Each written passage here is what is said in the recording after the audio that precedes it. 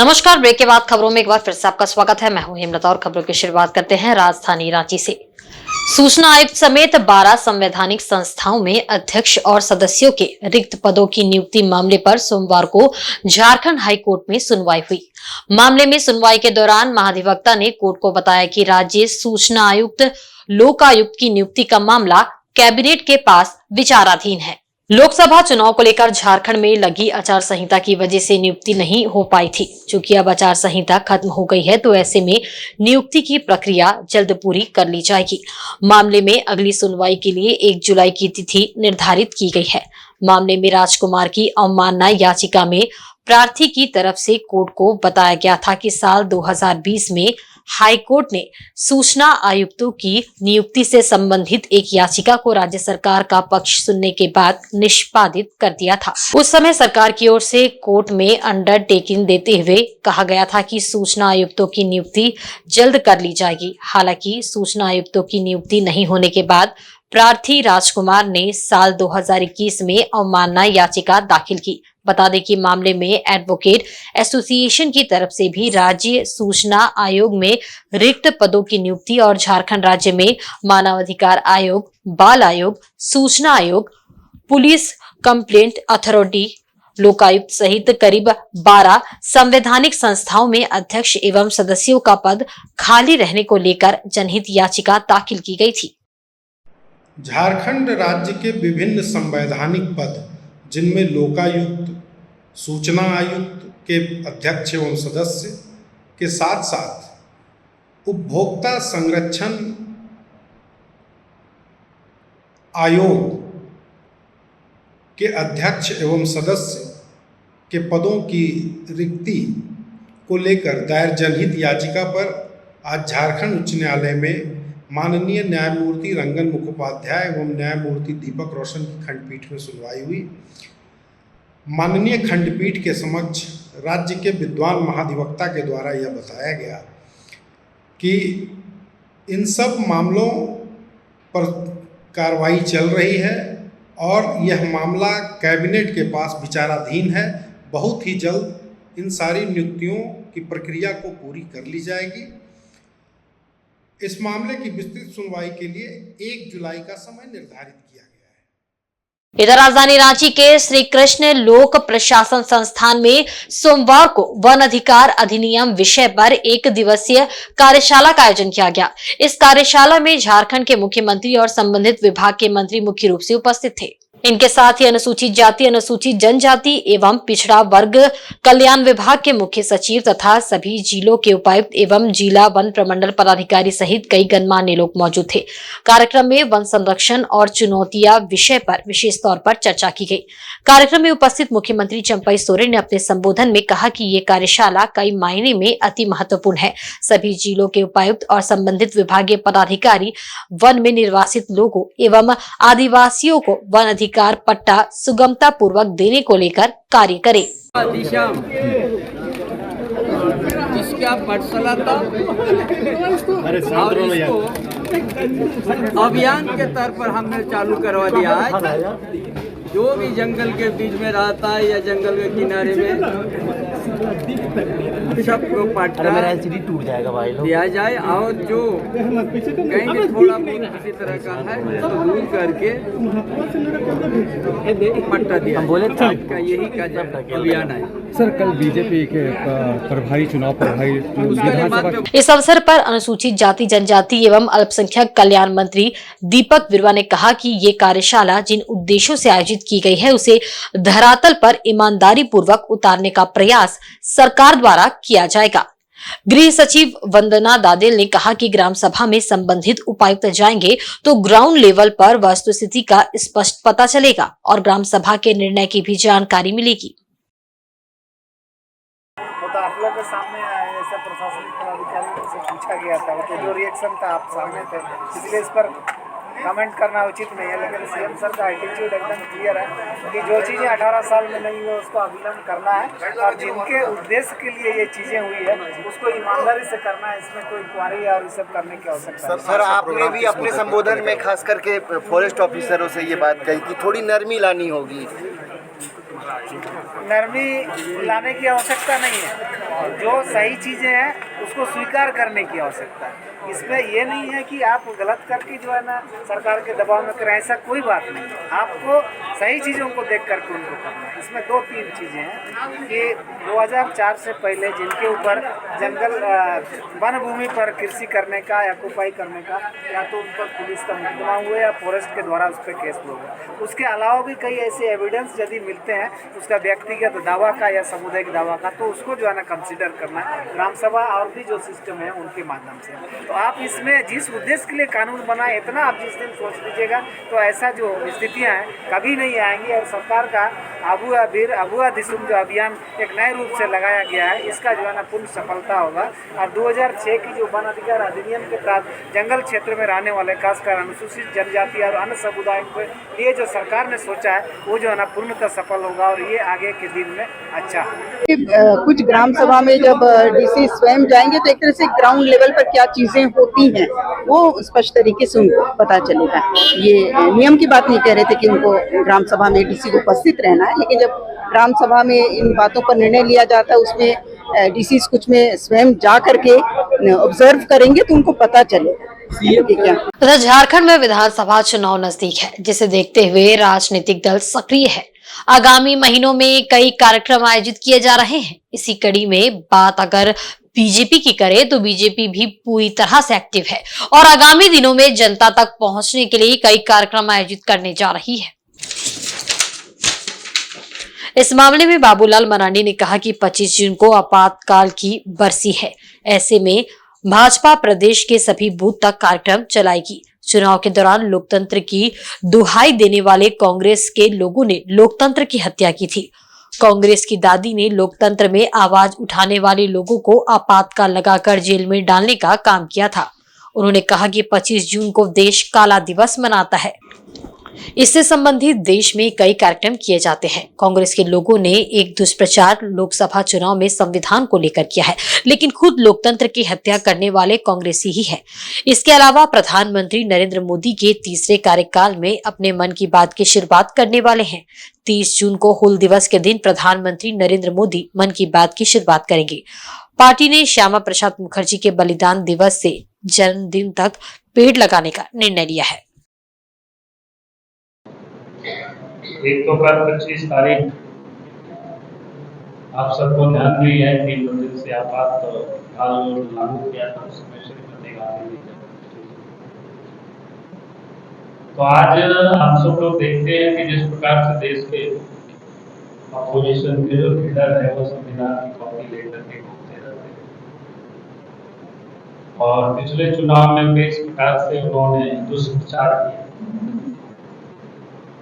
कि मोदी जी आ जाएंगे तो संविधान बदल देंगे, रिजर्वेशन समाप्त कर देंगे। लेकिन वास्तविकता क्या है, संविधान को इसे हम कह सकते हैं कि उन्होंने जैसे तैसे कर दी। तो कांग्रेस पार्टी ने की और उनकी दादी कहेंगे ना को दादी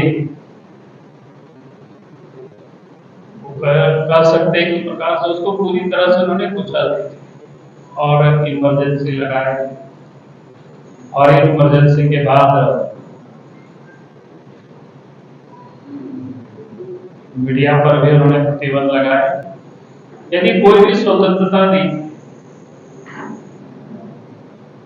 सारे नेता जो आवाज उठाते थे विरोध में उन सबको जेल में डाला।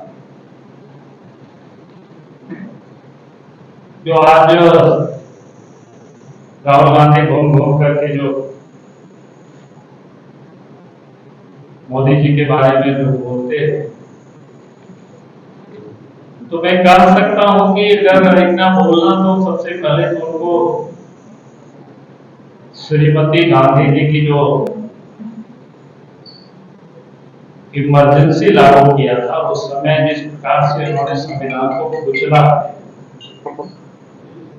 उस पर उनको माफी मांगनी चाहिए। तो ये जो 25 जून की जो तिथि है वो काला दिवस के रूप में पूरा देश मनाता है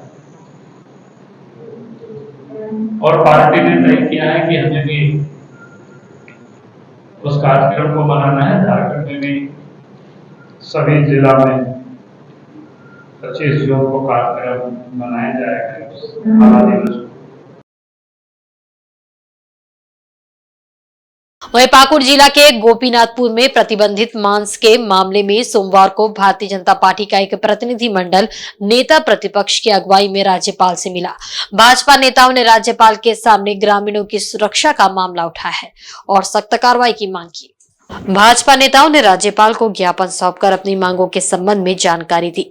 प्रतिनिधि मंडल में विधायक सारट रणधीर सिंह, विधायक भवनाथपुर भानु प्रताप शाही, विधायक गोड्डा अमित कुमार मंडल, विधायक खटिया नवीन जायसवाल शामिल थे।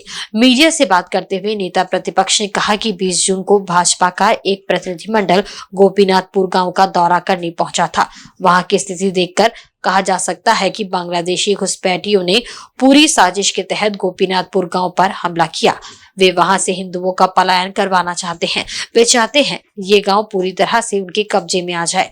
अमर बाबरी ने बताया कि पश्चिम बंगाल से आए सैकड़ों की संख्या में बांग्लादेशी घुसपैठियों ने गांव पर हमला किया। आगजनी, पत्थरबाजी, बमबाजी, छेड़खानी आदि जैसी घटनाओं को अंजाम दिया। गोपीनाथपुर की भोली भाली जनता को घायल कर मुस्लिम समुदाय अपना दबदबा बनाने की कोशिश लगातार कर रहे हैं। ये आंतरिक सुरक्षा का मामला है, लेकिन सरकार की तरफ से किसी भी तरह का कोई बयान नहीं दिया जाता है। उन्होंने राज्यपाल महोदय से कहा है कि इस विषय को आप संज्ञान में लेकर के केंद्र और राज्य की सेतु के रूप में आप काम करते हैं, आप उसको करें। हम लोगों ने वहां जाकर के आप लोगों के माध्यम से राज्य सरकार का ध्यान आकृष्ट करने का भी काम किया था, पेपर और बाकी माध्यमों से उन तक मैसेज भी गया है। लेकिन बावजूद इसके सरकार जो है इस पूरे मामले में सिर्फ और सिर्फ उदासीनता बरत रही है और उनको ऐसा लगता है कि नॉर्मल डेज की घटनाओं की तरह इस घटना को लिया जाए, जबकि वो घटनाएं व्यक्तिगत रूप से आप समझिए, कोई घटना होती है, अभी घटित हुआ, मैंने अभी हुआ घटना, आपके पास बम कहां से आ गया, पत्थर कहां से आ गया, इमीडिएट आप प्लान करके 3-4 दिन के बाद करते हैं तो आपको समझ में आता है। इसका मतलब है ये बांग्लादेशी घुसपैठिए 24 घंटे 7 दिन तैयार रहते हैं बम हथियार के साथ कि हमको जब जरूरत पड़े तब हम इसको करने के लिए तैयार हैं। भारत निर्वाचन आयोग की पहल पर इस वर्ष के आखिरी में झारखंड में होने वाले विधानसभा चुनाव को लेकर राज्य निर्वाचन आयोग की ओर से तैयारी शुरू कर दी गई है। राज्य के मुख्य निर्वाचन पदाधिकारी के रवि कुमार ने सोमवार को रांची में आयोजित संवाददाता सम्मेलन में इसकी जानकारी दी। उन्होंने बताया कि 1 जुलाई को अहर्ता तिथि मानते हुए 18 वर्ष पूरा करने वाले युवा अपना नाम मतदाता सूची में दर्ज करा सकते हैं। मुख्य निर्वाचन पदाधिकारी के रवि कुमार ने मतदाताओं से अपील करते हुए कहा कि मतदाता पुनरीक्षण कार्यक्रम के तहत जिन मतदाताओं का नाम मतदाता सूची में नहीं है या फिर सुधार करने की जरूरत है, वह अविलंब BLO से संपर्क करके आवेदन दे सकते हैं। इसके साथ ही वोटर हेल्पलाइन ऐप के माध्यम से अपना नाम जुड़वा सकते हैं। पोर्टल पर भी जाकर अपना नाम रजिस्टर कर सकते हैं। उन्होंने कहा कि 25 जून से 24 जुलाई तक राज्य में द्वितीय विशेष संक्षिप्त पुनरीक्षण कार्यक्रम चलाया जाएगा। 25 जुलाई को मतदाता सूची का ड्राफ्ट तैयार किया जाएगा, जबकि आगामी 28 अगस्त को मतदाता सूची का अंतिम प्रकाशन होगा। मुख्य निर्वाचन पदाधिकारी ने बताया कि भारत निर्वाचन आयोग के निर्देश पर देश के 4 राज्यों झारखंड, जम्मू कश्मीर, हरियाणा और महाराष्ट्र में विधानसभा चुनाव के सिलसिले में तैयारी शुरू कर दी गई है। इन 4 राज्यों में साल के आखिरी में विधानसभा चुनाव सुनिश्चित है। सेकंड स्पेशल समरी रिवीजन का भारत निर्वाचन आयोग ने निर्देश दिया, उसी का प्रक्रिया कल से प्रारंभ शुरू हो रही है। ये special summary, second special summary revision है। हम लोग को इसी साल में होने वाला विधानसभा चुनाव का मद्देनजर रखते हुए कमीशन का द्वारा निर्देश है, उसी के अनुसार कमीशन के निर्देश के अनुसार काम प्रारंभ शुरू हो रही है। इसमें 1 जुलाई को किसका 18 उम्र हो रहा है उनका सब अपने नाम का दर्ज करा सकते हैं। उसी का प्रक्रिया शुरू हो रही है। इसमें 2 पार्ट होती है। एक रिवीजन, प्री रिवीजन एक्टिविटीज, वो है लगभग 1 महीना का है, 26 जून से 24 जुलाई तक। ये प्री रिवीजन एक्टिविटीज में दोबारा घर टू घर वेरिफिकेशन किया जाएगी। उसी में BLO जाएंगे, उनका वेरीफाई करेंगे। उसके साथ में उनका सुपर चेकिंग काम के लिए BLO, सुपरवाइजर, AERO सभी पदाधिकारी जाएंगे। इसमें किसका भी अभी नाम छूट गया, किसी का भी कोई मिस्टेक है, वो सब अपने एप्लीकेशन दे सकते हैं, उसका करेक्शन किया जाएगी। साथ में किसी जगह पर वो बूथ का दूर का कोई समस्या है, उसका भी कहाँ पर भी नया बूथ बनाना है, उसी का भी आज पॉलिटिकल पार्टी के साथ में बैठक हुई थी, वो उनका भी आप अपने एप्लीकेशन दे सकते हैं डीओ का पास, मतलब डिस्ट्रिक्ट इलेक्शन ऑफिसर उपायुक्त के साथ में दे सकते हैं, उनसे ज्यादा पर काम होगी। साथ में रोल का क्वालिटी इंप्रूव करवाने के लिए उनका किसी का पास वो पुराना लैमिनेटेड कार्ड है, रोल में ब्लैक एंड व्हाइट फोटो है, उसका सुधार करने के लिए उसमें मिस्टेक है, ये सभी काम करा जाएगा। ये काम प्री रिविजन एक्टिविटीज के अंतर्गत 25 जून से 24 जुलाई तक किया जाएगा। उसके बाद ड्राफ्ट पब्लिकेशन होगा 25 जुलाई को, उस दिन में 25 जुलाई को मतदाता सूची का वो प्रारूप है वो पब्लिश किया जाएगी। 25 जुलाई से 9 अगस्त तक वो एप्लीकेशन प्राप्त किया जाएगी। वो पूरा रिविजन पीरियड भी करा जाएगी, प्री रिविजन पीरियड भी कराया जाता है। उसके बाद कुछ स्पेशल कैंपेन डेटा 28 अगस्त को हम लोग का फाइनल रोल पब्लिकेशन होगा। इसमें कुछ स्पेशल कैंपेन डेट्स है, वो मैं आपको बताना चाहेंगे। वहीं झारखंड राज्य जल सहिया कर्मचारी संघ के बैनर तले अपनी 5 सूत्री मांगों को लेकर जल सहियाओं ने मोराबादी मैदान से लेकर राजभवन तक रैली निकाली। इसमें पूरे राज्य से हजारों की संख्या में आई जल सहिया शामिल थी। सभी ने राजभवन के समीप धरना दिया और नारेबाजी की। प्रदर्शन कर रही जल सहियाओं का कहना था कि उनके लिए लागू किया गया न्यूनतम मानदेय 1000 रुपए को बढ़ाने के बजाय उसे घटाते हुए प्रोत्साहन राशि में तब्दील कर दिया गया है। वह भी प्रोत्साहन राशि जल सहिया को नहीं मिल पा रहा है। उनकी मांग है कि मानदेय को 1000 से बढ़ाकर 18000 रुपए किया जाए। जमीनी स्तर पर कार्य करने के लिए ड्रेस, मोबाइल और टैब उपलब्ध कराया जाए। यदि मांगे पूरी नहीं होती है तो ये आंदोलन आगे चलकर उग्र हो जाएगा। वहीं प्रदर्शन कर रही एक अन्य जल सहिया का कहना था कि उनकी आर्थिक स्थिति ठीक नहीं रहने के कारण वे अपने बच्चों को ठीक ढंग से शिक्षा तक नहीं दे पा रही है।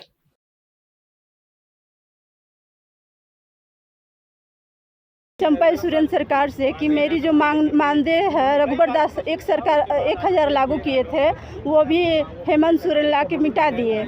और अभी जो चंपा सोरेन आए हैं, हम लोग के मांग है 18000। वो कम से कम ये जल सहिया दीदी को दया देखकर वो कम से कम 18000 जो मानदेय हम लोग को मांगा जा रहा है लागू कर देते तो हम लोग जल सहिया दीदी बहुत खुशी होते। खुशी का हम लोग को कोई ठिकाना नहीं रहता, क्योंकि हम लोग के मेन शिक्षा बच्चे लोग शिक्षा के पीछे की ओर भाग रहे हैं, क्योंकि हम लोग के ये पैसा की मतलब जल सहिया दीदी लोग के पास बहुत कमी रहता है, जिसके चलते बच्चे लोग को पढ़ा नहीं पाते हैं। और चंपा सोरेन और मिथिलेश ठाकुर के आखिर बीवी बच्चे लोग होंगे, आखिर वो अपने बाल बच्चा को कैसे पढ़ाते लिखाते हैं। अगर जल सहिया दीदी लोग के बच्चे पास पैसा रहता तो अपने बच्चे को शिक्षा देते, और शायद शिक्षा देते हुए एक दिन राष्ट्रपति बनते, प्रधानमंत्री बनते। उन लोग के भी सपना होता है, जल सहिया दीदी के भी सपना होता है कि हमारा बेटा बेटी प्रधानमंत्री बने, पढ़ लिख के और राष्ट्रपति बने, ताकि अपने माता पिता को नाम को रोशन करें। राज्य से जल सहिया संघ संगठन एकत्रित हुए हैं। हम लोग की मांग यही है कि जो पूर्व की सरकार ने हमारा न्यूनतम मानदेय 1000 रुपये लागू किए थे, उसको बढ़ाते हुए आगे बढ़ाना चाहिए था, न कि उसको घटाना चाहिए था। 1000 जो पूर्व की सरकार ने मानदेय बढ़ाया उसको भी घटा करके आपने प्रोत्साहन राशि में कर दिया। वो भी जो प्रोत्साहन राशि वो भी हमें बराबर नहीं मिलता है। आधे जल सहियाओं को प्रोत्साहन राशि मिलता है, आधे जल सहियाओं को नहीं मिलता है। बहुत सालों से हम लोगों को जो ड्रेस कोड प्राप्त हुआ है, एक बार ड्रेस कोड देने के बाद हम लोगों को आज तक ड्रेस कोड नहीं मिला है। हमारी मांग ये भी है कि जो 1000 रुपये मानदेय लागू किया गया था उसको बढ़ा करके 18000 रुपये कम से कम प्रोत्साहन मानदेय लागू किया जाए। और साथ ही सभी जल सहिया बहनों को कार्य करने के लिए जो ज़मीनी स्तर पर हम लोग कार्य करते हैं उसको करने के लिए मोबाइल या टैब दिया जाए, साथ ही ड्रेस उपलब्ध कराया जाए और हम लोग को बीमा भी कराया जाए। साथ ही हम लोग को जो कार्य होता है वो अन्य ठेकेदारों से ना करवा के हम सभी जल सहिया बहनों से लिया जाए। जमशेदपुर पुलिस ने 2 दिनों पूर्व एमजीएम और बिरसानगर थाना क्षेत्र में चाकू का भय दिखाकर लूट की घटना को अंजाम देने वाले 3 आरोपियों को गिरफ्तार किया है। इनके पास से पुलिस ने घटना में प्रयुक्त एक पल्सर बाइक, 2000 रुपए नगद व मोबाइल फोन बरामद किया है। गिरफ्तार अभियुक्तों में बिरसानगर जोन नंबर 2B का रहने वाला हर्ष ओम शर्मा, सिद्धगोड़ा बारेडी बस्ती का राहुल कुमार यादव और बिरसानगर थाना क्षेत्र के कालू बगान का रहने वाला अरुण उदय महतो शामिल है। मामले को उद्भेदन करते हुए सिटी एसपी मुकेश कुमार लुनायत ने बताया कि 21 और 22 जून की रात्रि में एमजीएम थाना क्षेत्र और बिरसानगर में राहगीरों से चाकू का भय दिखाकर छिनतई किए जाने की सूचना प्राप्त हुई थी। पुलिस ने मामला दर्ज कर कार्रवाई शुरू की तो अनुसंधान के क्रम में सबसे पहले हर्ष ओम शर्मा को गिरफ्तार किया गया। कड़ाई से पूछताछ करने पर उसने अपना अपराध स्वीकार किया और कांड में शामिल 2 अन्य आरोपियों के नाम भी पुलिस को बताए। उनकी निशानदेही पर दोनों आरोपियों को भी गिरफ्तार कर लिया गया। सिटी एसपी के अनुसार हर्ष ओम शर्मा का आपराधिक इतिहास रहा है। वह बिरसानगर, सीताराम डेरा और टेलको थाना क्षेत्र में विभिन्न कांडों का आरोपी है। पुलिस के अनुसार हर्ष नशे के लिए घटनाओं को अंजाम देता है। इसी सप्ताह के दिनांक 21 जून को और 22 जून को एमजीएम थाना में और बिरसानगर थाना में लगातार 2 घटनाएं हुई, जिसमें बाइक पर सवार 2 अपराध कर्मियों द्वारा किसी भी वाहन को रोक के या सड़क चलते वाहन को हथियार दिखाकर, चाकू दिखाकर पैसा छीनना या उनका पर्स छीनने जैसी घटनाएं हुई। जब इस घटना में दोनों घटनाओं में अलग अलग कांड दर्ज किया गया और अनुसंधान किया गया तो जो फुटेज पुलिस को प्राप्त हुआ उसमें एक ही गिरोह के द्वारा घटना को कारित किए जाने की संभावना व्यक्त की गई। तो इस घटना के उद्भेदन, दोनों घटनाओं के उद्भेदन और इसमें जो संलिप्त अपराध कर्मियों की गिरफ्तारी हेतु पुलिस उपाधीक्षक नगर के नेतृत्व में एक टीम का गठन किया गया है, जिसमें थाना प्रभारी एमजीएम, थाना प्रभारी बिरसानगर और दोनों थाना से एक पदाधिकारी विशेष सशस्त्र बल शामिल था। इस घटना के अनुसंधान के क्रम में कुल 3 अपराध कर्मियों को गिरफ्तार किया गया है और दोनों घटनाओं में जो एमजीएम थाना से इन लोगों ने 10,000 रुपया लूटा था और बिरसानगर थाना से चाकू दिखाकर 2,000 रुपया और पर्स इनके द्वारा लूटा गया था। तो इन तीनों अपराध कर्मियों के पास से लूटा हुआ पर्स, 2,000 रुपया और इस घटना को कारित करते समय जो वाहन प्रयुक्त किया गया था वो और जो कपड़े उनके द्वारा पहने गए थे, पुलिस द्वारा अनुसंधान के क्रम में उसको बरामद किया गया। जहाँ तक अपराध कर्मियों की बात है उसमें एक हर्ष ओम शर्मा है जो पूर्व में भी छिनतई मामलों में 3 मामलों में ये जेल जा चुका है, बिरसानगर से, सीताराम डेरा से, टेलको थाना से। बाकी 2 अन्य अपराध कर्मी राहुल कुमार यादव और अरुण उदय हैं। ये पहली बार न्यायिक हिरासत में पहली बार। वहीं जमशेदपुर के जुगसलाई थाना अंतर्गत बलदेव बस्ती निवासी करण सिंह को गोली मारकर घायल करने के मामले में पुलिस ने 3 आरोपियों को गिरफ्तार किया है। आरोपियों के पास से घटना में प्रयुक्त एक पिस्तल और एक खोखा बरामद किया गया है। पूरे मामले का उद्भेदन करते हुए सिटी एसपी मुकेश कुमार लुनायत ने बताया कि आपसी विवाद को लेकर करण को गोली मारी गई थी। इस मामले में सीताराम डेरा के भूयाडी का रहने वाला संजय भूयाडी, कल्याण नगर का अमन मंडल और बलदेव बस्ती का ही रहने वाला प्रहलाद कर्मकार को गिरफ्तार किया गया है। उन्होंने बताया कि तीनों के बीच पूर्व में दोस्ती थी। तीनों एक दूसरे को अच्छी तरह से जानते थे। पिछले कुछ दिनों से इनके बीच पैसे के लेन देन को लेकर विवाद चल रहा था। आपसी मनमुटाव के कारण ही करण सिंह को गोली मारी गई। इस मामले में घायल करण सिंह की मां सावित्री देवी के बयान पर मामला दर्ज किया गया था। पुलिस ने पूछताछ के बाद तीनों को सोमवार शाम न्यायिक हिरासत में जेल भेज दिया। मालूम हो कि जुगसलाई बलदेव बस्ती में दिन दहाड़े करण सिंह को तीनों आरोपियों ने गोली मार दी थी। भागने के क्रम में बस्ती वासियों ने तीनों को पकड़कर पुलिस के हवाले कर दिया था। वहीं घायल को इलाज के लिए टीएमएच में भर्ती कराया गया था, जहां अब भी उसका इलाज जारी है। कल दिनांक 23 जून को जुगसलाई थाना अंतर्गत बलदेव बस्ती में सुबह 7 बजे के आसपास एक करण सिंह नामक व्यक्ति को गोली मारकर घायल कर देने की सूचना पुलिस को मिली और बस्ती के लोगों ही द्वारा उसको टीएमएच अस्पताल लाया गया था। जब पुलिस द्वारा इस घटना के बारे में सूचना का सत्यापन किया गया और फिर बाद में कांड दर्ज कर अनुसंधान किया गया, तो अनुसंधान के क्रम में इस घटना को कारित करने वाले 3 अपराध कर्मियों को गिरफ्तार किया कर आज न्यायिक हिरासत में भेजा जा रहा है। और इसके साथ ही घटना में प्रयुक्त एक पिस्टल और फायर किया हुआ गोली का एक खोखा भी बरामद किया गया। जहां तक इन अपराध कर्मियों की बात है, इसमें 2 अपराध कर्मी सीताराम डेरा थाना का रहने वाला है संजय भुइया और अमन मंडल। एक अपराध कर्मी जुगसलाई थाना का ही रहने वाला है जिसका नाम प्रहलाद कर्मकार है। ये तीनों अपराध कर्मी जो इसमें जो घायल है करण सिंह, उससे पूर्व में परिचित था, दोस्ती भी थी। पिछले कुछ दिनों में इनको पैसे के लेन देन को लेकर इनमें आपस में थोड़ा खटास था और आपस में मनमुटाव था। उसी क्रम में उसी मनमुटाव में इन्होंने करण सिंह के ऊपर गोली चलाई है। करण सिंह अभी अस्पताल में है, वो इलाजरत है, उसका स्थिति स्टेबल है। वहीं जमशेदपुर पुलिस ने गोविंदपुर थाना अंतर्गत घोड़ाबांधा में 20 जून को एक बुजुर्ग महिला से सोने की चेन छीनने के मामले में 2 आरोपियों को गिरफ्तार किया है। इनके पास से छीना गया सोना बरामद कर लिया गया है। मामले की जानकारी देते हुए सिटी एसपी ने बताया कि घोड़ाबांधा में एक बुजुर्ग महिला से बुलेट सवार 2 युवकों ने चेन की छिनतई कर ली थी, जिसका वजन करीब 2 तोला था। लेकिन साक्ष्य के आधार पर पुलिस ने बिरसानगर जोन नंबर 5 के रहने वाले रोहित कुमार मुर्मू को घटना में प्रयुक्त बुलेट के साथ उसके घर से गिरफ्तार किया।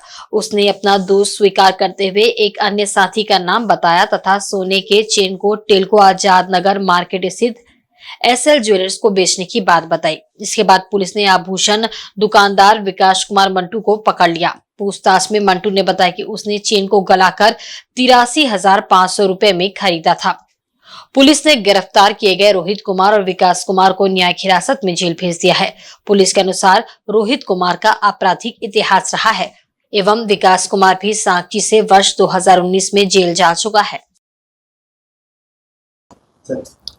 इस महीने की 21 तारीख को गोविंदपुर के घोड़ाबांधा क्षेत्र से 2 अज्ञात बुलेट सवारियों द्वारा एक महिला से छिनतई की घटना कारित की गई थी, जिसमें गोविंदपुर कांड संख्या 7424 दर्ज किया गया था। इस घटना के उद्भेदन और इसमें संलिप्त अपराधियों की गिरफ्तारी हेतु पुलिस उपाधीक्षक नगर के नेतृत्व में एक छापामारी दल का गठन किया गया था। छापामारी दल द्वारा तकनीकी और मानवीय आसूचना के आधार पर कांड का उद्भेदन किया गया और इस घटना में शामिल एक अपराधकर्मी को गिरफ्तार किया गया तथा उसके पास से घटना में प्रयुक्त बुलेट को भी बरामद किया गया है। जब गिरफ्तार अभियुक्त रोहित मुर्मू से घटना के बारे में पूछताछ किया गया तो उनके द्वारा जो लूटी गई चेन थी वो टेल्को क्षेत्र के रहने वाले एक ज्वेलर्स जिसका नाम विकास कुमार है, जिसका दुकान टेल्को थाना अंतर्गत ही है, एसएल ज्वेलर्स नाम से है, उसको इसके द्वारा बेचा गया। ज्वेलर्स द्वारा उस चेन को गला दिया गया था और ज्वेलर्स को भी गिरफ्तार किया गया है और उसके पास से जो गलाया हुआ सोना है चेन का जिसका वजन 19.5 ग्राम है, उसको भी बरामद किया गया है।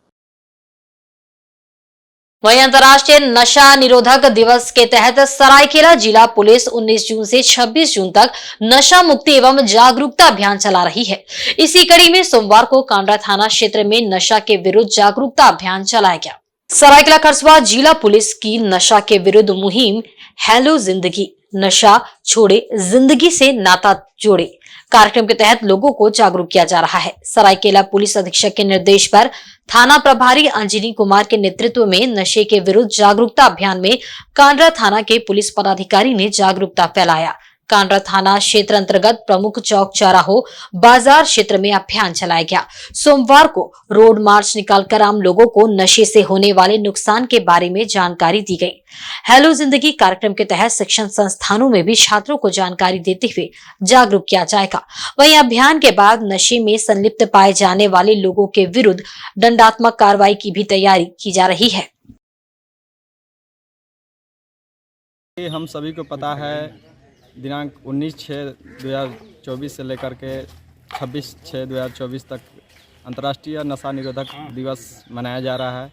इसके उपलक्ष्य में आज हम लोग पुलिस अधीक्षक महोदय सरायकेला के निर्देशानुसार थाना प्रभारी अंजनी कुमार के नेतृत्व में कांड्रा पुलिस परिवार की तरफ से रोड मार्च निकाला गया था, जिसमें बस स्टैंड, रेलवे स्टेशन एवं बाज़ार होते हुए ये रोड मार्च समाप्त हुआ, जिसमें सभी युवाओं को पंपलेट और बैनर के माध्यम से यह संदेश दिया गया कि नशा से दूर रहें और अपने फ्यूचर को बेहतर बनाएं। इसके लिए हम लोग आज रोड मार्च निकाले हैं। आने वाले दिनों में हम लोग स्कूलों में, कॉलेजों में, अन्य जगहों पर जाकर के इस नशा मुक्ति अभियान को हम इसके तत्वाधान में हम लोगों को जागरूक करेंगे और नशा से दूर रहने के लिए उनको प्रेरित करेंगे। इधर जमशेदपुर के मानगो डिमना रोड स्थित उलेडी थाना अंतर्गत दोसा हाउस में घुसकर बीती रात चोरों ने कर्मचारियों के 5 मोबाइल फोन की चोरी कर ली। घटना थाना से महज 300 मीटर की दूरी पर स्थित पटेल पथ के समीप संजय प्रसाद की दोसा की दुकान में उस वक्त हुई जब सभी छत पर सोए हुए थे। दुकान के पीछे से घुसे 2 चोरों ने 5 कर्मचारियों को नशीला स्प्रे मारकर बेसुध कर दिया और 5 फोन की चोरी कर ली। इसके साथ ही चोरों ने दुकान के कैश काउंटर को भी खंगाला, जिसमें रखे चिल्लर लगभग 400 से 500 रुपए लेकर फरार हो गए। पूरी घटना दुकान में लगी सीसीटीवी में कैद हो गई है। सीसीटीवी फुटेज में साफ दिख रहा है कि प्रातः लगभग 3 बजे के करीब चोर मकान में प्रवेश कर आसानी से चोरी कर चले गए। चोरी की घटना की जानकारी मिलते ही भाजपा नेता विकास सिंह मौके पर पहुंचे और मामले की जानकारी ली। इधर दुकानदार संजय प्रसाद ने बताया कि प्रतिदिन रात्रि के समय दुकान बंद कर वे अपने घर चले जाते हैं। दुकान में काम करने वाले कारीगर गर्मी अधिक रहने के कारण छत पर सोए हुए थे। सुबह कारीगरों की नींद देर से खुली। नींद खुलने पर 5 कारीगरों को बार बार झपकी आ रही थी।